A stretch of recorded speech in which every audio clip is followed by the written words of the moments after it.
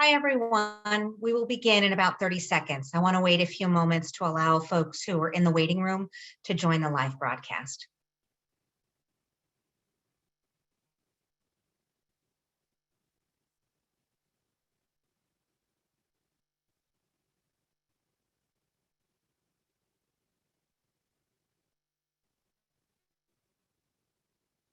Okay, let's get started. Good afternoon, and thank you for joining us today. My name is Christina Rose, Director of Strategic Alliances at Foundation Source.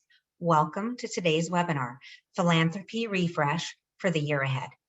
I will introduce our presenters, Elizabeth Wong and Robin Houlihan, in a moment, but first wanted to touch base on a few points.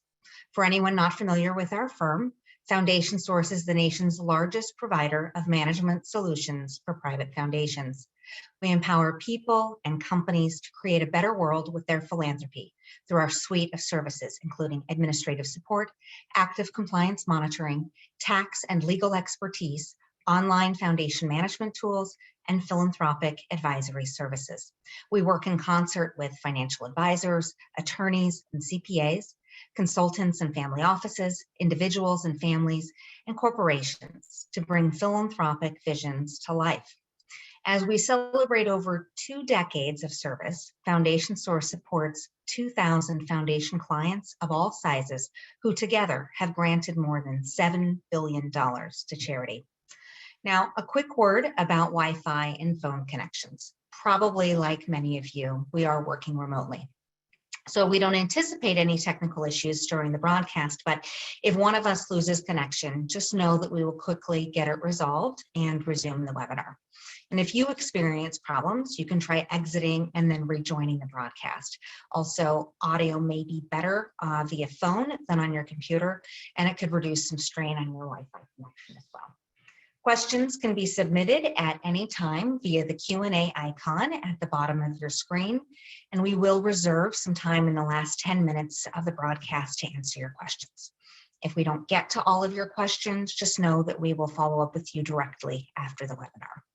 And now I am pleased to introduce Elizabeth Wong and Robin Houlihan.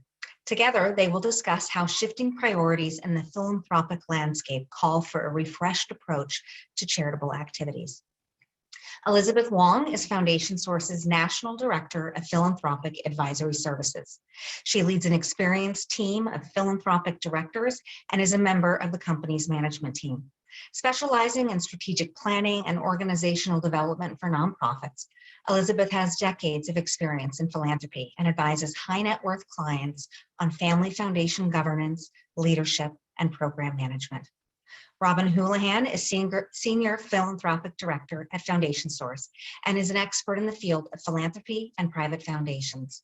With decades of experience in the charitable giving sector, Robin helps clients accomplish their philanthropic goals through a variety of methods, including research, strategic planning, grant making and evaluations, governance, and family engagement. And with that, Robin and Elizabeth, I turn it over to you. Thank you.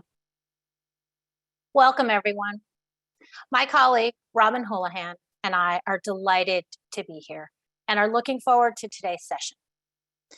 We're going to talk through how and why a foundation or a philanthropist might engage in a refresh, why in today's changing environment, it makes sense to conduct an inventory of one's strategy and grant-making priorities. Our comments today are applicable to individual philanthropists, along with both private and corporate foundations, and we're happy to talk through your specific circumstances. I should say that Robin and I can talk about philanthropy all day long if you let us, but we hope you won't. Please do jump in with questions and comments in the Q&A section. We want to hear from you. And to that end, we have a few poll questions for the audience today, and here's our first one. Tell us about yourself. We're interested in understanding who's in the audience today. Everyone's clearly used to Zoom and polls. This is great.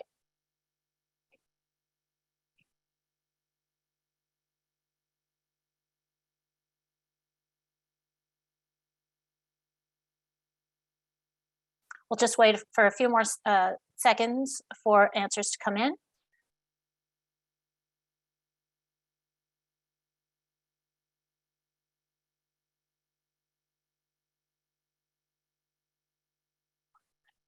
Fantastic.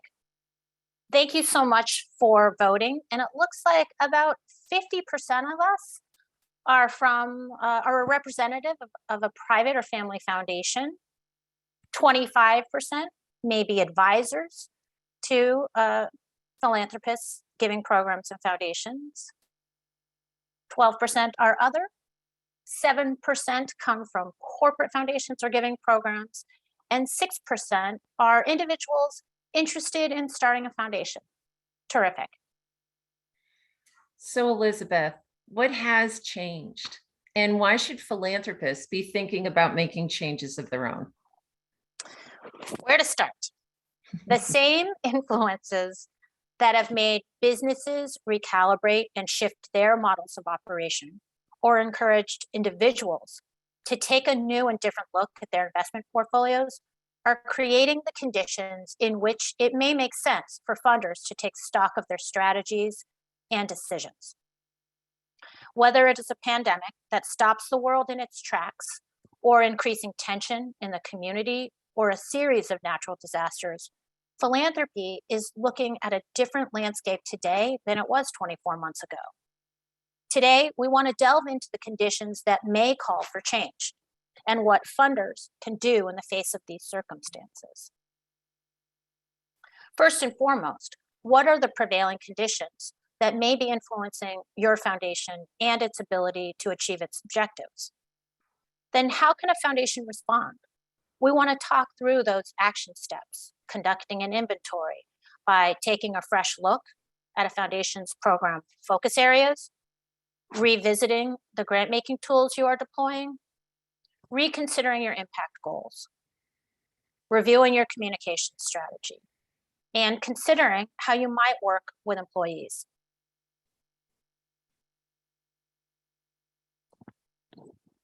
Robin, after the tumult of the last couple of years, a philanthropist might want to pause and take stock of their charitable giving. This sounds good in theory, but how does this work in practice? How can funders approach this? So a funder will want to understand what community needs have arisen or have become more severe. So let's consider some examples to illustrate what that looks like. Let's start with an inventory of what programs you support. Have their circumstances changed? Has the scope of need widened or narrowed? We have a client who supported after-school programming for underserved children. And in the last 2 years, as activities moved online, this foundation discovered an unexpected complication. Many participating families did not have access to Wi-Fi. So this grant maker began focusing attention and resources toward this emerging critical need. Also, take a look at the recipients of your funding and the locations served. Have recent circumstances changed who or where is most in need of your support? For example, a corporate funder that we work with typically targeted giving toward national disaster relief organizations. But as local community needs rose dramatically in the last 2 years, this grant maker narrowed its geographic scope to ensure a deeper impact for and relationship with its service communities. Next, as you explore what needs have changed, also examine what other funders and nonprofits are doing on your issue areas of interest. Ask, how have they approached the issues or changes in needs? What is their track record or level of success? We recommend engaging in a regular dialogue with colleagues in the field to discover together what is needed to address these shifts. As you learn about changing community needs, you may also discover what pressing concerns are not being addressed. So solutions to new problems may not yet be developed, or solutions exist, but resources are scarce. So in these circumstances, foundations might consider targeting a unique niche to distinguish their contribution in solving a new problem. Finally, if you are engaged in corporate philanthropy, an important factor to consider is whether the company has taken a new direction in its products and services. Is the company entering new markets? Is the company expanding, downsizing, taking on new geographic boundaries? This is a time to consider how philanthropy can tie into a company's new focus areas. So at this moment, it's time for another polling question. And we'd like to set that up. There it is. Has your client's philanthropic giving shifted? Response, and that's also your client, you or your client response to any prevailing circumstances in the last couple of years.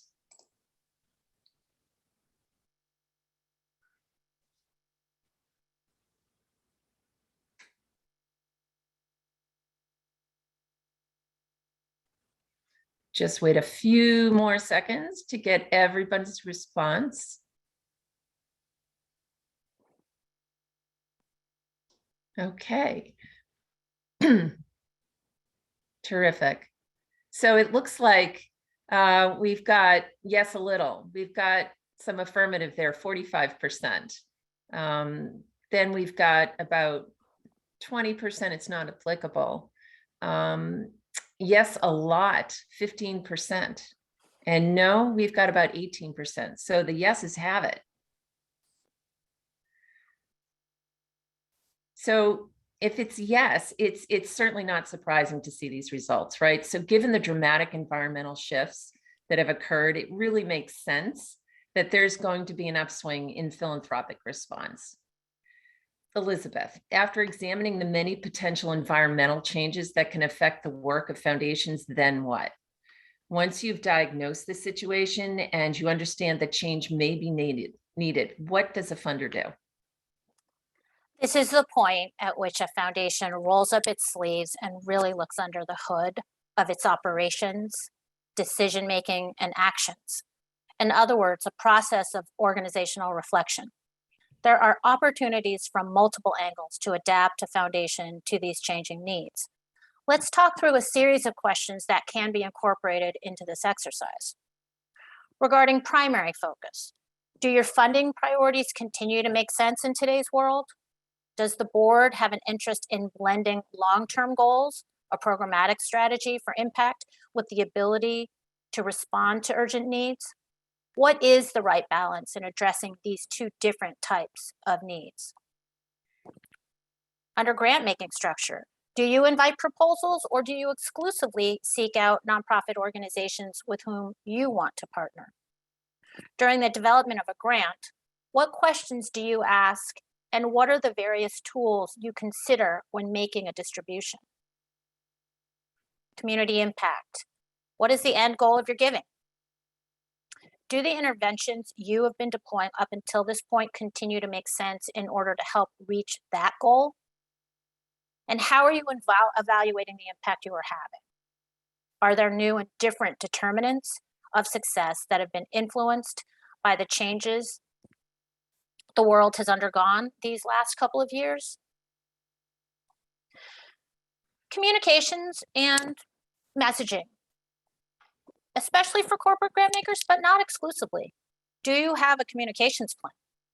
As new funding priorities emerge, are there ways that the foundation can amplify the work of their grantee partners?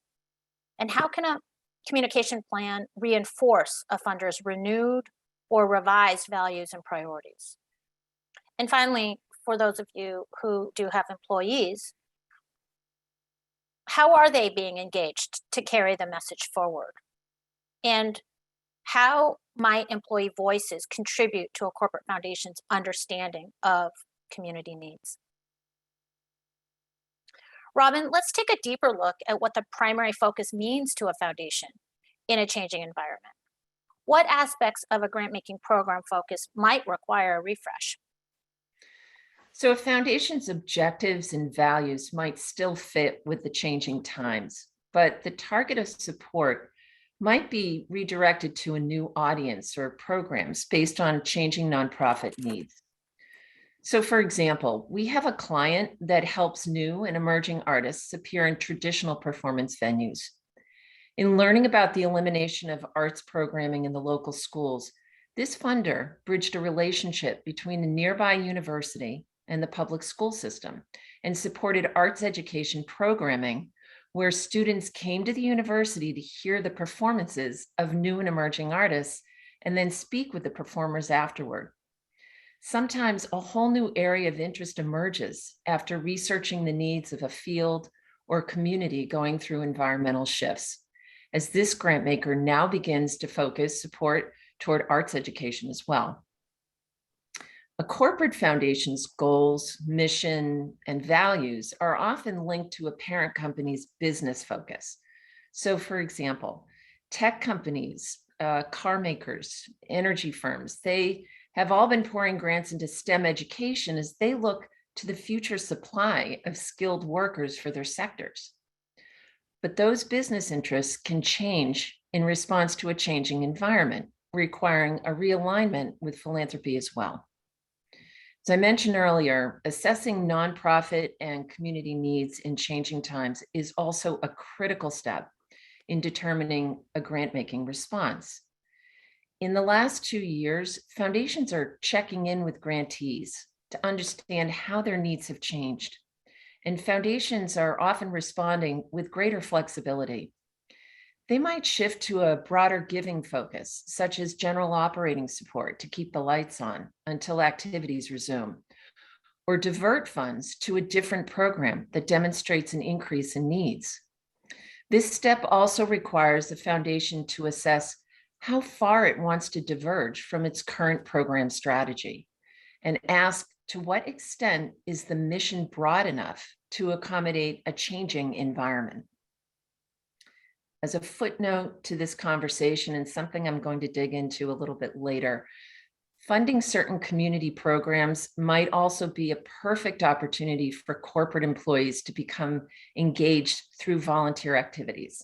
Tapping into shifting employee interests is a critical factor in optimally addressing nonprofit and community needs.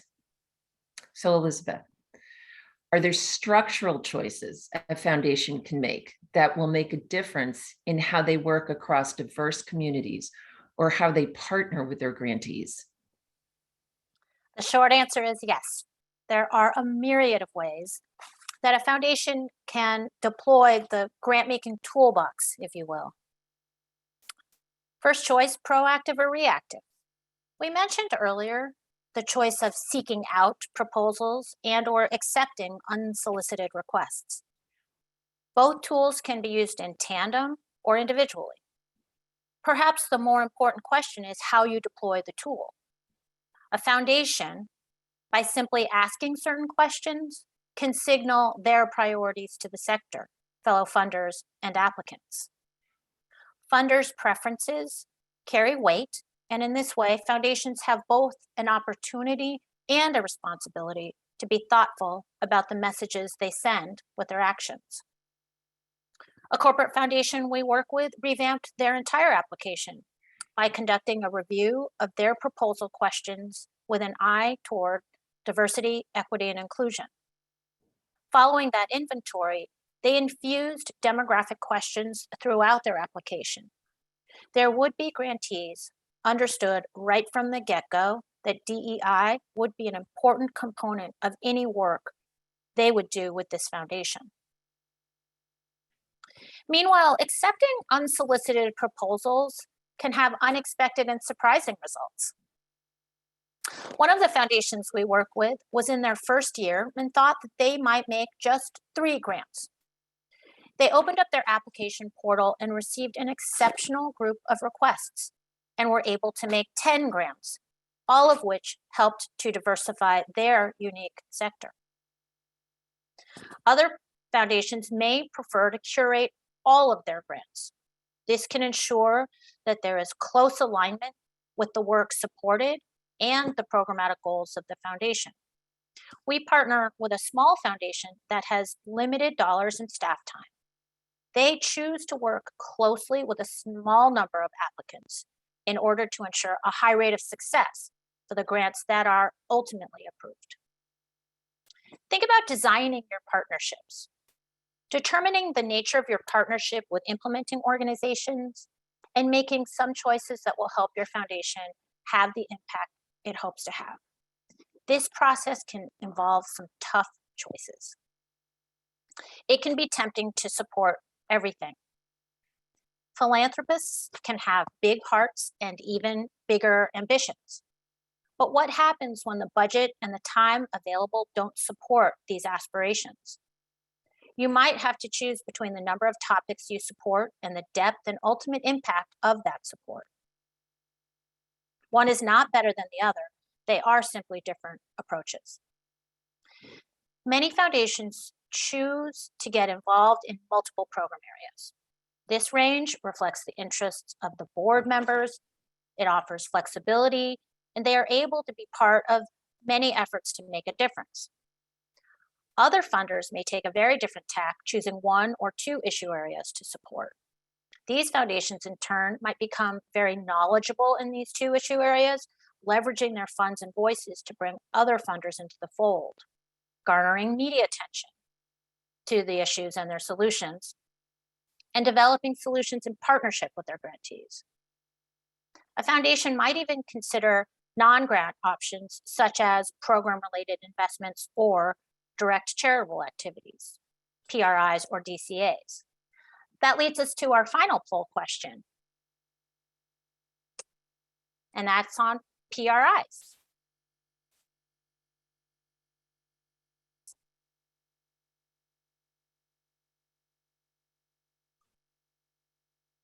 It's a great audience. Everyone's answering. We appreciate that. Just a few more seconds.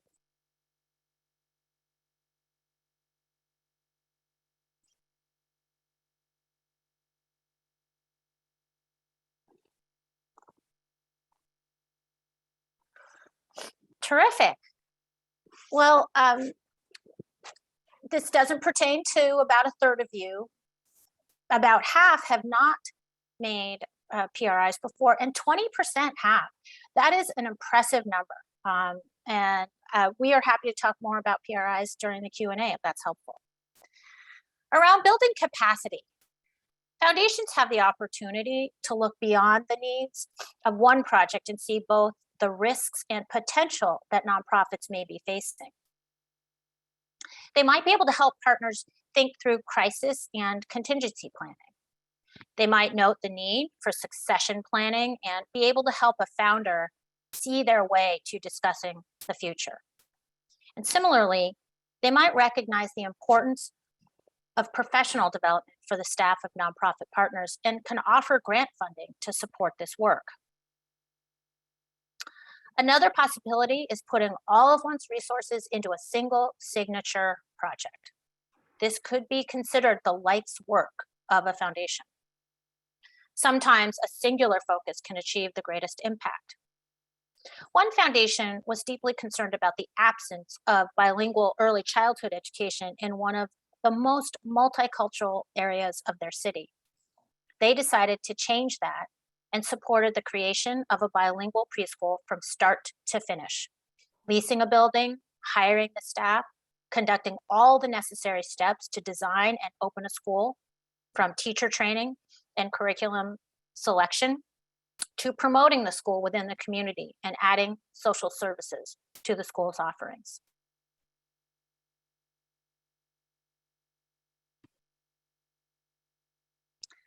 A changing environment most certainly affects the outcomes and impact of any grant-making activity. Robin, when taking stock of current circumstances and thinking about next steps, what are some of the factors regarding impact evaluation for a grant maker to consider? So foundations' relationships with grantees often work best when they have clearly defined goals and metrics in place to assert whether objectives have been met. So for the grant maker, this means better accountability and transparency for the implementation of the grant and realistic expectations for outcomes. So for the grantee, this results in the ability to measure one's progress, highlight successes, learn from challenges. But when circumstances change, those goals and metrics, they no longer apply quite often. So for example, in the last 2 years, numerous programs requiring in-person participation reported minimal to no attendance. So this was a time for foundations to adjust expectations and establish realistic goals and benchmarks that fit with the current circumstances. There's certainly been a push in recent years toward maximizing the impact of donations by giving to where they'll do the most good. In finding their grantee partners, foundations often use a participatory, community-led approach. This ensures that solutions are owned by and built for the communities. This is particularly useful when needs suddenly change.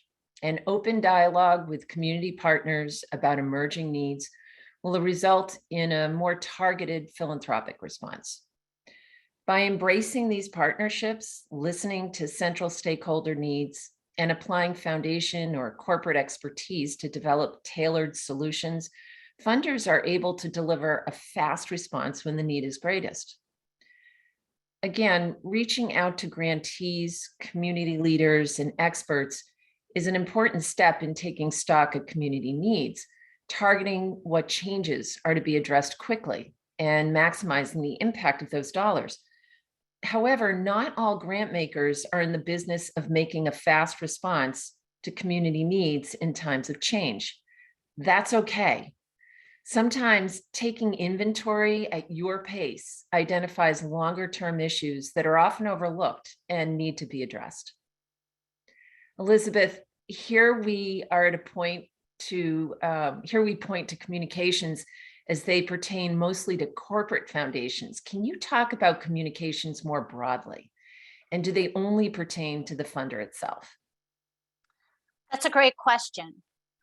What we find is that communications is an often overlooked tool in grant making and philanthropy as a whole.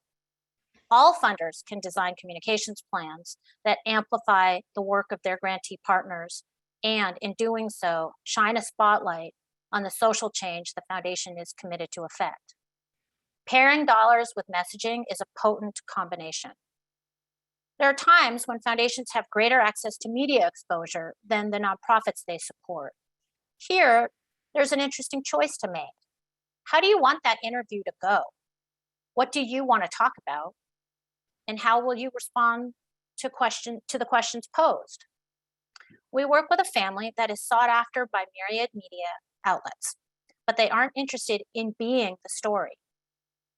They say yes to every interview, profile, webinar, or social media request in order to talk about the work of their grantee partners every chance they get. They have done some internal media training and have honed their skills in pointing the spotlight on the important work of their partners. Another way to use communications is by including it as a funded program. Help develop the communications and marketing capabilities of your grantees by asking them to dedicate time and energy to this work, to amplifying their own accomplishments, and covering some of these costs with the grant. For those corporate philanthropy representatives listening in, what role, Robin, does employee engagement have on philanthropic activities in times of change? So let's just touch on this a bit. Employee engagement has become a standard component of many companies' philanthropic activities. Workplace giving is moving to a broader engagement model, and charities are providing greater opportunities for employees to learn about, interact, and engage with them. This is particularly important to consider in changing times. In what causes are employees investing their resources? How is employee engagement shifting, and to what degree? Let's consider some factors that companies or foundations use to determine effective next steps for their philanthropic focus, and to be responsive in mobilizing a workforce as the community needs arise. So employee engagement activities to look for include employee giving, social media sharing, and individual and team volunteering. Employee engagement can be a powerful tool in building community relationships and internal cohesion by responding to crises and new priorities. And leadership has an important role to play as well by taking stock of employee interests and joining in with time and attention to acknowledge and even participate in events. Employees typically engage in their communities by initiating grassroots-like support and enthusiasm for a cause, usually through social media and also through competition in participation awards, very common. So we've reached the end of our presentation, and we want to thank you all for being a part of our discussion here. And as Elizabeth mentioned earlier, we could talk about philanthropy all day long. So at this point, we welcome your questions that are coming from the Q&A section. Yeah, Robin, Elizabeth, thank you so much. This was really interesting, and I can tell you have had some questions coming in fast and furious, which is always good to see. So I'm going to tee up the first one and have whichever one of you wants to answer it while I navigate through all these other questions that have come in. But first, can you talk about what options foundations have beyond traditional grant making? Absolutely. We mentioned, for example, program-related investments, PRIs, and direct charitable activities, DCAs. PRIs are an alternative to grants where a foundation provides a zero or low interest loan to a nonprofit partner to help get a program off the ground. Funds are ultimately returned to the foundation and repurposed. DCAs, in turn, are programmatic activities that are operated by the foundation itself rather than a nonprofit partner. A foundation might hire a consultant, academic, or graduate student to conduct research on a field of interest. It could purchase school supplies and backpacks and lead a packing party at a school in partnership with the PTA. Activities like this are considered comparable to making grants and can count toward a foundation's minimum distribution requirement, or MDR. And Foundation Source can help navigate the guidelines that pertain to either of these options. Well, I just want to thank you because you actually answered a couple other questions in that response. So we did have a couple people ask to further define PRIs and DCAs. And then there was another comment that came in asking how you get started if you are interested in doing direct charitable activities. I want to stay on this topic for one more question, and that is the difference between a mission-related investment, or MRI, and a program-related investment, PRI, and so the difference between those, but also how they could impact your minimum distribution requirement. Robin, shall I take a stab at this one? It's your favorite Fantastic. topic. I'm not going to take it away from you. One of the many. So I will say that there are some schools of thought in our sector that consider all of this impact related investing. But in the eyes of the IRS, program-related investments serve a charitable purpose and can go toward meeting the minimum distribution requirement, or MDR. Program-related investments, which have to meet certain thresholds established by the IRS, can be counted as qualifying distributions. Typically, when you hear the term mission-related investment, it can mean any investment on the asset side, in the asset portfolio of a foundation, any investment that may have alignment with the foundation's mission. And it would not be held to a standard by the IRS because it would not necessarily, it's not being treated as a qualifying distribution, which counts towards the MDR. Great, thank you. Robin, I'll toss this one out to you. So this is, we actually have a few questions about foundations that are new and recently formed. So I'll ask this one in particular. So we're in the early stages of a family foundation. Currently, we are managing our philanthropy through a donor advised fund. And is there any reason to change our current philosophy when making the transition from DAF granting to private foundation granting? Well, first thing I would say is come to Foundation Source. There's so many people that would love to talk to you about this topic. While DAFs offer certain levels of an anonymity, if that's what's desired, or a certain level of being able to do your giving, you do lose a certain level of control. And what we love about private foundation work is that you have so much involvement, so much ability to engage in your grant making and be a part of that charitable work. The grants are directed by the foundation. You are on the board of how those grants are distributed. You are determining the recipients, and you can be the face of that gift. You can be related in some way to the nature of the work in researching what it is that you want to accomplish. You can look at the impact you want to have, and you can be very intentional about how you want your giving to appear. So it's a bit of a different mindset in terms of engagement and control, I guess I would say. Elizabeth, do you have more to add on that? Well, earlier we mentioned the grant making toolbox, and we find that the majority of our partners who lead and operate private non-operating foundations may also have donor advised funds, and they use them in tandem, they use them in concert, and they may serve a slightly different purpose for their giving, and perhaps most importantly for the leadership of the foundation, whether it is a family, a private group, or a corporation.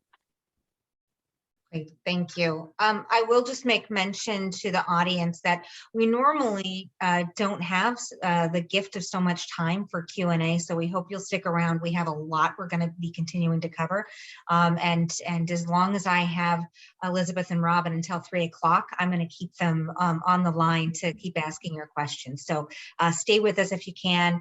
There will be a recording sent out afterward if you do have to jump off at any point, but just letting you all know that piece.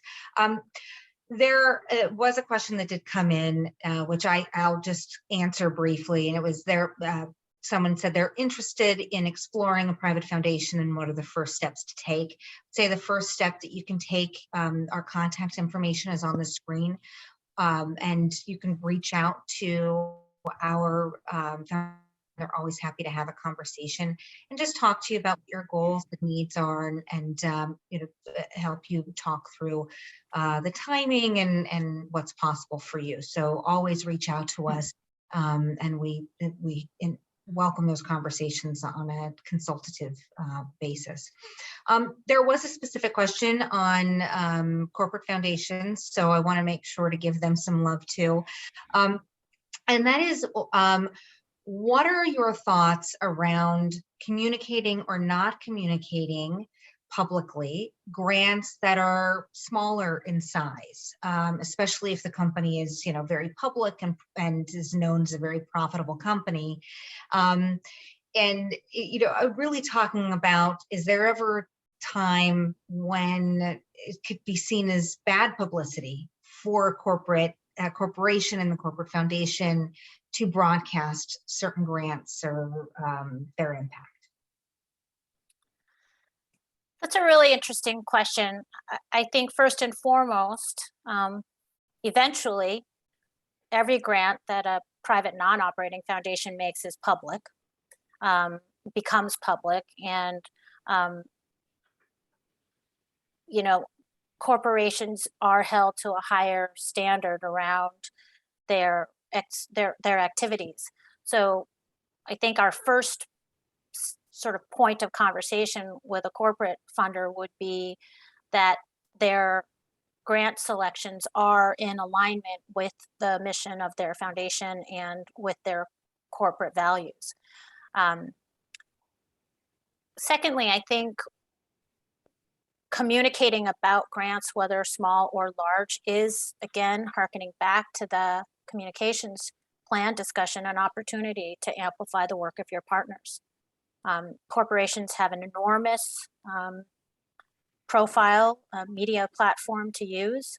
And even if the dollar investment to a grant might be on the modest size, that amplification support could be tremendous. I understand that there is the possibility that the community will say, well, you made this one grant to this one particular niche program, and then go on to imagine that you'll do far more and go far deeper in a particular area. And that happens for every funder. But I still think, really important to think early on about alignment, and then to think about the opportunity and power of communications. Sometimes, Elizabeth, I wanted to add in that part about the grantee that doesn't necessarily fit with the overall mission. There's always those outliers, right? What do you do with them? You want to show off everything that you're doing. Do you really pull out somebody that's there for a reason, right? So quite often, I've seen in communication strategies where they do up a layup for that, where they say, we do have some organizations that have received one-time support from our foundation, that you can just clarify it a little bit about how it's outside our mission, but it's a one-time gift or something that's that could be an example. That's not necessarily always the case, but you can qualify it in a way that doesn't lay the message that this is our new direction for our programming and please come on in.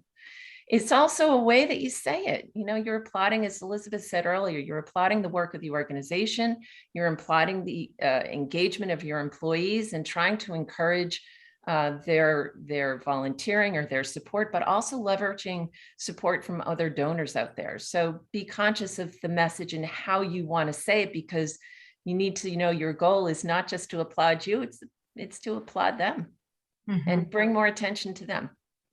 Very true. I am going to switch topics now to kind of generational makeup of foundation trustees and also next gen transfer. But I will say, for all these questions that are coming in, and I know about, we have a really strong, healthy attendance today from our clients. So I'd say if you're a Foundation Source client, you can always pick up the phone, send an email to your private client advisor, and we're happy to help talk through some of these issues and challenges with you, and then bring Elizabeth and Robin in as needed. For foundations right now, in terms of the mix, and this may be anecdotal, how many foundations have voting trustees that are under 30? And this person, by the way, gave me actual multiple choice, so I'm going to read them out. A, under 30, B, 31 to 45, and then C, 46 to 60, or we'll just say older than 46, and kind of the mix right now that you're seeing. I don't have the data in my back pocket, but I will say that a number of foundations will set the minimum age for board participation, formal board participation, at 21 or 25, because of the fiduciary responsibility that comes with sitting on a foundation board, and in particular, playing a role in managing the assets of the organization. There's also, I think, a wide range of participation. Younger members of the family, below the ages of 21 or 25, can still play a role in helping shape the direction of the foundation, perhaps informally. They can practice grant making, and they can still very much learn the value of charitable giving before they take on the formal role. Thank you. And Robin, I know from you and I working together that you have worked with family foundations that have had struggles with generational transfer or melding in 2 or 3 generations together. Can you talk a little bit about that work? Sure.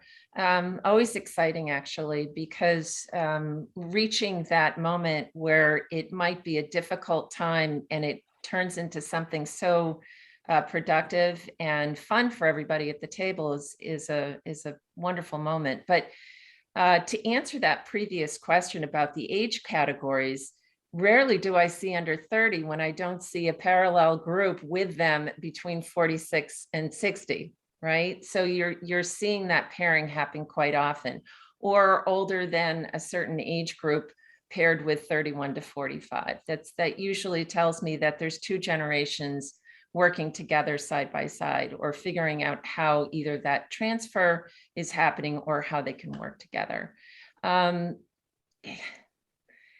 Every foundation is unique. Every challenge at the table is unique to that foundation. And Elizabeth and I enjoy the nature of our work because we get to understand the individuality of each foundation. There are best practices out there in the field, but applying them to the uniqueness of a client is the part that makes it rewarding for everybody at the table and for us. So our work is about getting to know what very specific things are happening with all the individuals at the table and collectively, and then bringing that to fruition to perhaps a new model of being together, perhaps new roles and responsibilities for individuals at the table. Perhaps a new way of grant making. But whatever it is, it's unique to the individual organization. Great, thank you. And thank you to the audience. I have a lot of people that were responding and telling me their age as a voting trustee or what the mix is for their family foundations. So I love the audience participation. It's great to see. There was a couple questions that came in talking about the pros and cons of some of the different granting options and maybe some pitfalls that you have to be aware of, right, if you start doing more advanced grant making. And there was a second question that came in along that lines, kind of things to know, pros and cons of doing competitive grant application, right? Soliciting out people to be able to apply for grants. So can you expand a little bit on that? Maybe some of the things you help clients navigate, some of the tricky components of adding those grant making pieces to their foundation activities. Robin, go ahead. I guess I would first start with an understanding internally to the organization, to the board, of knowing what it is that they want to accomplish. Are they trying to reach a specific goal? And in doing that, and we work with clients very closely on this topic. In doing that, we help them not only zero in on the targets that they want to accomplish in their grant making, but how they want to achieve receiving the organizations that fit within that goal or those goals. So it's about the message, right, that goes out to applicants. How do we make this a competitive process where the applicants coming in are true to what we're trying to accomplish? And that's about zeroing in on the message. So that's the application, that's the reporting, that's understanding exactly what questions to ask to make sure that the message is clear what we're trying to accomplish, and also who we'd like to invite in and have a relationship with. And then that the answers actually are helpful in making it easy to discern who is the right organization to be a grant recipient. So there's several steps involved, but it begins with knowing upfront where you want to land. Thank you. Anything else, Elizabeth, on that one? The last thing you want to do is either have an open application process or run a request for proposals and get 50 requests for funding that are not much different from one another. They've answered all the questions, but the questions or the way that the questions have been phrased don't require, leave an opportunity for those respondents to differentiate one another from each other. So that's the art in crafting a proposal application. The questions, as Robin was saying, that's the tricky part. That's the goal, is to make them so that the results you get are truly informative. And I imagine that really also goes to the eligibility questions right at the beginning, making it very clear who is and who isn't eligible for grant consideration, correct?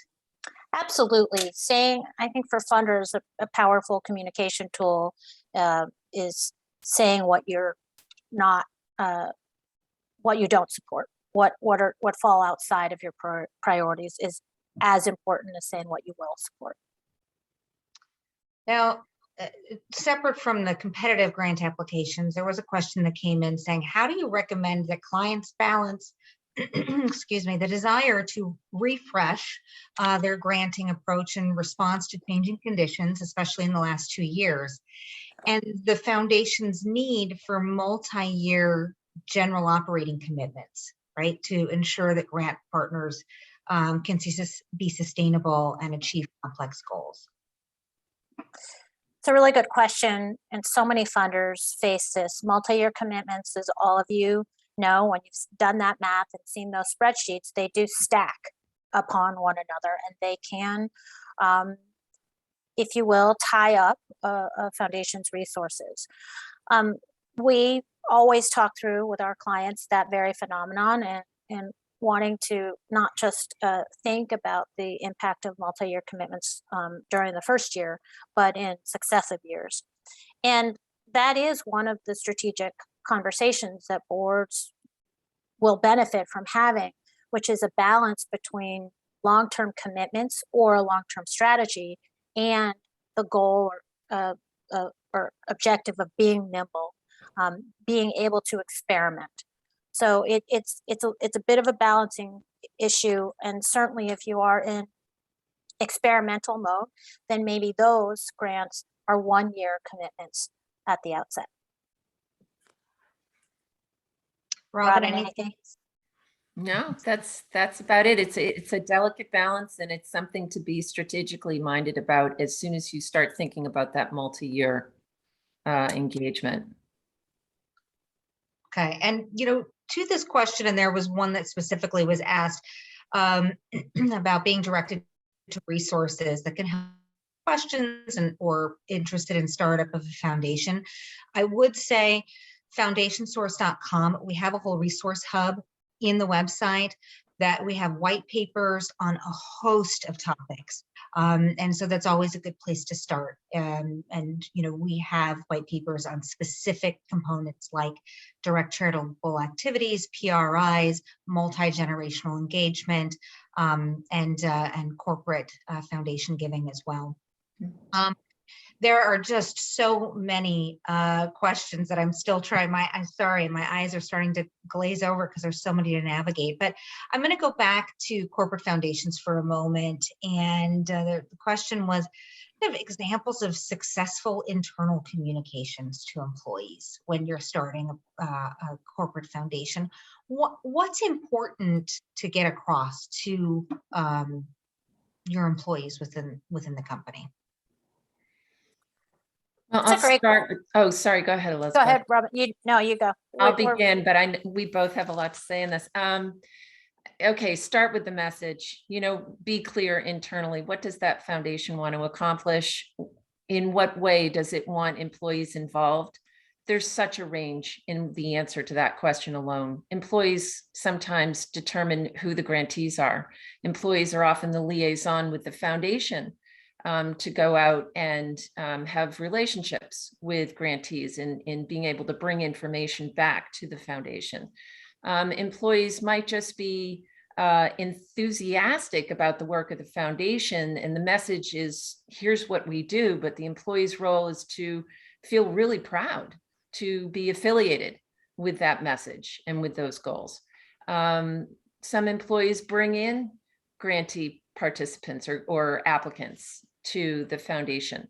There's different ways. So the question first starts with, what message do you want to have to employees, and what kind of involvement do you want them to have? What is their role? How are you going to work together? And from there, it determines just how deep you want to go, how far you want to go, whether it's a website or it's an internal chat channel, newsletter, weekly or monthly or annual. There's different ways to send the message, but first step is be clear what that is. Increasingly, corporations are finding as employers that their community footprint is important to their future employees. How engaged a company is in its communities and in its work outside of making profits has ranked high on young job seekers' priority lists. So talking about this work is first and foremost really important, and echoing what Robin mentioned is being clear about what role, if any, an employee might be able to play in the ongoing work of a corporate foundation or a corporate giving program is essential. Everyone's going to ask, and I think it's really important for a company to have hammered out that decision prior to making any significant announcements. Thank you. We only have a few more minutes left. I'm going to try to squeeze in 2 more questions. There was a question that came through on the proportion of grants that are general operating, predominantly program driven, or multi-year engagements. Do you have thoughts on how a foundation could be thoughtful about that granting mix?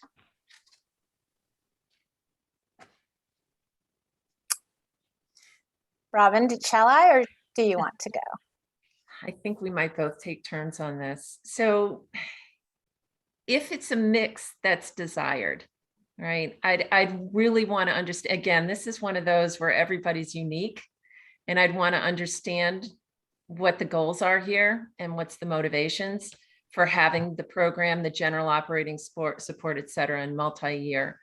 But again, I would seek to understand what the board wants to accomplish with all of these. Some organizations start, for example, with general operating support. They just start there because that's how they're going to get to know a program area, and that's how they're going to get to know an organization. And then gradually they work into, say, they build a level of relationship and trust with this partner, and then they move in toward program support, because they're saying, I realize you need specific support here. And then you have such a relationship and an affinity towards this program and what they're accomplishing that you say, oh, you need multi-year support to build sustainability and leverage support from other donors. We get it. And then that just builds from there. Other foundations come at it from another direction. They say, oh, we're going to put our toe in the water and look at a program because we're not sure we're interested in this, or we need to learn about this topic. And so they might just give a bit of program support. And then as they get to build a relationship, they see that general operating support is critical to keeping the lights on, as we said earlier. It's critical for the sustainability of the organization. And then the relationship grows into a level of trust and understanding for that sustainability, and multi-year support again as a result. And what often happens if on these 3 layers, as they progress, and it happens across various grantees, you end up with that 3-tiered structure, right? With all different grantees. I understand, but how you balance that and when you do that is unique to the organization. And I certainly need to know a little bit more. Great. Elizabeth, I'm going to jump in because I want to ask this last question to you. And I was talking specifically about the work that you and Robin do for Foundation Source clients. And you know, if you do strategic planning, meetings, discussions for Philanthropic Refresh. So I want to leave off with giving you an opportunity to talk about the breadth of work that you and Robin and your team do for our clients. Thank you, Christy. Foundation Source Philanthropic Advisory Services is available to all of our clients, either by separate engagement or as part of our ongoing relationship. All of us have decades of experience in grant making and have managed ranging in size from $2 to $90 million in grant portfolios. And what we want to do is make all of that experience available to our clients who in many cases may not hire programmatic staff.